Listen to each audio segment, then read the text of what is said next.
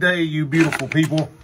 Please ignore the sunlight. It's coming through the door of my office here. It's just that time of day. So, just got another order of fire plugs from Bigfoot Bushcraft. So, I don't plug these products. I don't make a dime off of them.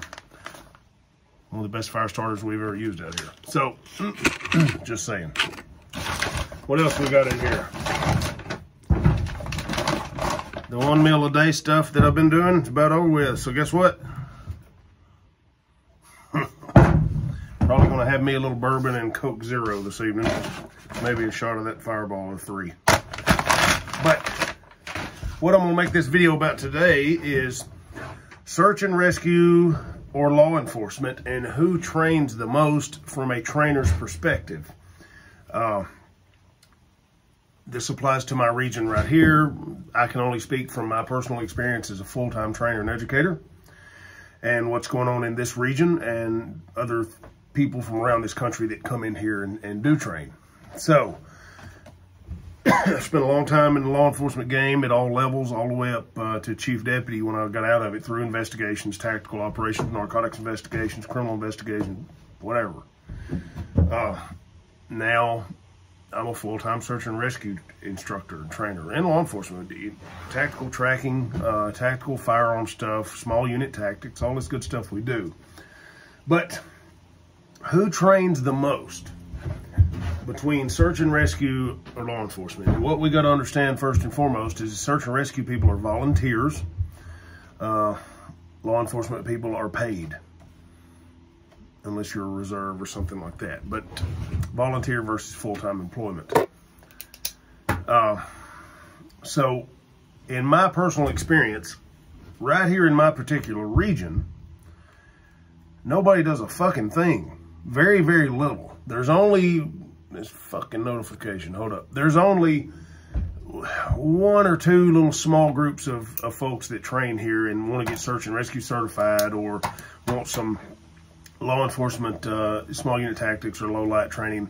Those individuals do so out of their own desire to go get it. Their agencies here are not doing a lot. They keep everything internalized here, and they love the EMAs and they love the PowerPoints, and they like to do just as little as they have to do to get what's required each year. But there's not a lot of drive and push to get people in law enforcement or with rescue around here to better themselves, to get certified in lots of things, to go out here and get some higher level training. They do just what they got to do to get by, and that's the end of it. Now, search and rescue people, we have had SWAT teams in here from out of state. Man, I'm not going to say who or where from, obviously, but several SWAT teams from a lot larger areas and towns and cities than what we've got around here, excluding Memphis or Nashville. Had several of those. We've had several individual officers out doing like tactical pistol classes, tactical medical classes, things like that. And those ones from here that come in for the tactical medical and pistol are doing so on their own. They're seeking it out and they're going and doing it because they want to stay safe. They want to better themselves and learn things. Excellent. That's the way it should be. That's the way I was when I was a young man. My agency would send me to several cool things because I just kept pushing and stressing an interest in that stuff. So I was given the stuff when a lot of others wouldn't, because they wouldn't ask for it. They wouldn't go seek it out. But the out-of-state teams obviously were sitting here by their agencies for tactical woodland operations or tactical tracking, things like that. And they're getting paid to be here, obviously. They get sent, they get a break off the shift, and they get paid to be here. So that's what it is. It's their job.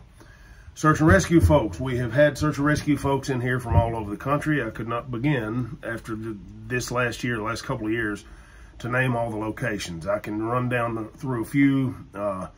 Alaska, Maryland, North Carolina, Virginia, Texas, Illinois, Indiana. I just went to Minnesota and did a team up there, and then we had another team down here from Wisconsin, had some out of Florida here, Missouri. The list goes on and on. I can't possibly remember all that. But these people, the vast majority of them, I would say 90+%, are doing this out of pocket, traveling paying for the class out of pocket, the certification and the process that you got to go through, the prerequisites that are required to become search and rescue certified. They're taking time off of their work or their business to travel thousands and thousands and thousands of miles sometimes. Alaska's a pretty goddamn far off place, but they did it and they were here. So they're driving 8, 10, 12, 16 hours, you know, to get here and to spend 4 or 5 days here and train, all out of pocket. That being said, I have seen very, very few law enforcement officers do shit without getting paid and having their agency pay for it. Very few. There are exceptions to every rule. I'm not knocking law enforcement. Fuck, I'm a retired, former long-term law enforcement guy. I fully support law enforcement and I fully support search and rescue. But looking at it from my eyeballs and what I've seen out here for the last 6, 7 years is by far search and rescue people train far more than law enforcement people do. And why that is, passion versus complacency.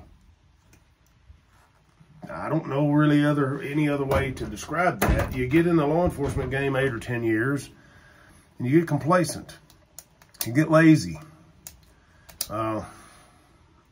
That's pretty normal. But search and rescue people seem to have a lot more drive and a lot more passion to be involved in things and to do things. Not saying all law enforcement doesn't, obviously. There are some young guys out here that like to train and they like to do their things. And I'll tell you a little something. I saw a photo of, I think they were doing some SWAT training around here or something. They all do their own thing. They go to some other police department and then they call themselves operators and all that, whatever. Ballistic shield with 4 or 5 guys piled up around it, exposed horribly. And the logic behind it was fire superiority on somebody shooting at them from a house with a rifle ballistic shield, a rifle rated ballistic shield, probably level 3. And that's what they're going to do. And I look at this and I think to myself, there's 4 guys in the photo. 3 of them are going to eat it straight out of the gate. In the legs, the shoulders, whatever's going on. If they're ambushed, dude, that's a bad day. The only guy going to be left standing is the one that's crouched down behind that ballistic shield, most likely from based on what I look at. Now, they all say, well, it's just a photo. If you roll up into a motherfucker with bad intentions, plenty of ammo and a good, hard, solid, hard-punching rifle, I don't give a shit if it's an AR platform. If you got body parts hanging out and you're crossing the front yard, you're going to get your ass eat alive, and you need to understand that. So, looks cool. It's fun to jackass around with and play with that stuff, but you better be having your shit wired tight. So, that's all I'm going to say about that.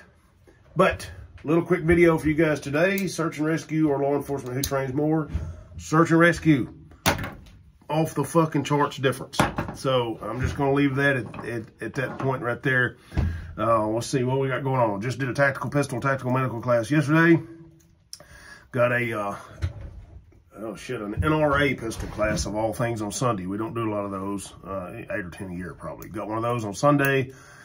The next weekend is Wilderness Survival Level 1. The following weekend is a search and rescue conference, and Rich, our instructor Rich, will be going and teaching wilderness first aid down there, and I'll probably be in there too.